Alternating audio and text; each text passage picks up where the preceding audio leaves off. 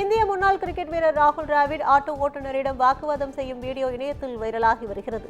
Bengaluru Cunningham சாலையில் இந்திய முன்னாள் கிரிக்கெட் வீரரும் முன்னாள் இந்திய தலைமை பயிற்சியாளருமான ராகுல் டிராவிட் காரில் சென்று கொண்டிருந்தார். அப்போது போக்குவரத்து நெரிசல் காரணமாக நின்று கொண்டிருந்த ராகுல் டிராவிடின் கார் மீது சரக்கு ஆட்டோ ஒன்று மோதியது. இதையடுத்து காரில் இருந்து இறங்கிய டிராவிட் ஆட்டோ ஓட்டுநரிடம் வாக்குவாதத்தில் ஈடுபட்டார்.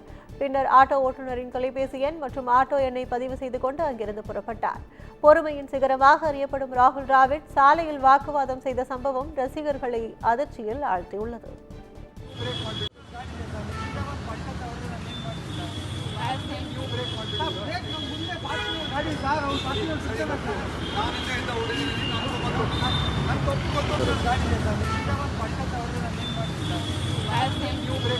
ಬ್ರೇಕ್